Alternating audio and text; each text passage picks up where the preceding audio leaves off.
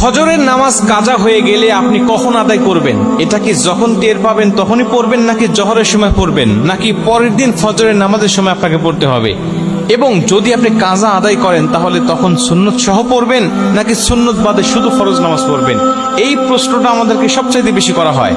আমরা জানি পবিত্র কোরআন সূরা নিসার 103 নম্বর আয়াতের শেষের অংশে আল্লাহ পাক বলছেন, ইন্নাস সালাতা কানাত আলাল মুমিনিনা কিতাবাম মাওকুতা।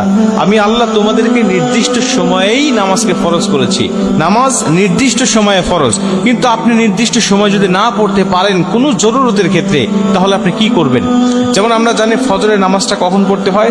সুবহে সাদিক থেকে সূর্য উদয় পর্যন্ত, এটুকু ফজরের নামাজের সময়। এর পরবর্তীতে পড়তে গেলে আপনার কাজা পড়তে হবে। আমরা জানি নবীজি সাল্লাল্লাহু আলাইহি ওয়াসাল্লাম বলেছেন, তিনটা সময়ে নামাজ পড়া আল্লাহ পাক হারাম করে দিয়েছেন। 1 নম্বরে সূর্য উদয়ের সময়, 2 নম্বরে সূর্য যখন একেবারে ঠিক মাথার উপরে থাকে, হেলে যতক্ষণ না যায়, এবং 3 নম্বরে সূর্য অস্ত যাওয়ার সময়। এই তিনটা সময় নামাজ পড়া যায় না। এবং রাসূল সাল্লাল্লাহু আলাইহি ওয়াসাল্লাম বলে দিয়েছেন যে যদি ঘুমের কারণে অথবা যে কোনো বেখিয়ালি হয়ে যদি নামাজটা তোমার ছুটে যায়, নামাজটা যদি জাস্ট টাইমে না পড়তে পারো, তাহলে যখন তোমার স্মরণ হবে ঠিক তখনই তুমি নামাজটা আদায় করে নেবে। তোমার ফজরের নামাজ কাজা হয়ে গেছে, তুমি ঘুমের কারণে টের পাও নাই, 8টা বেজে গেছে, 9টা বেজে গেছে, এখন তুমি জোহরের নামাজের জন্য অপেক্ষা করবে না। জোহরের নামাজের জন্য অপেক্ষা নয়, তুমি তখনই উঠে তুমি নামাজটা আদায় করে নেবে। এখন তুমি নামাজটা কিভাবে পড়বে? 2 রাকাত সুন্নত সহ নাকি শুধু ফরজ পড়বে? রাসূল সাল্লাল্লাহু আলাইহি ওয়াসাল্লাম বলেন, ফজরের নামাজের 2 রাকাত সুন্নতের গুরুত্ব কত বেশি জানো? আম্মা জানা আয়েশা বলেন যে সমস্ত দুনিয়া এবং দুনিয়ার মধ্যে যা কিছু আছে সবকিছুর থেকে ফজরের নামাজের 2 রাকাত সুন্নতের দাম আল্লাহ পাকের কাছে অনেক অনেক বেশি। এবং নবীজি অন্য একটা হাদিসের মধ্যে বলেন যে তোমাদের ঘোড়া যদি ছুটেও যায়, তোমাদের ঘোড়া যদি চলেও যায়, তারপরেও তোমরা 2 রাকাত নামাজ ছেড়ে দিও না, এই 2 রাকাত সুন্নত নামাজ তোমরা আদায় করবে। এই হাদিস থেকে বোঝা যায় ফজরের নামাজের গুরুত্ব অনেক অনেক বেশি।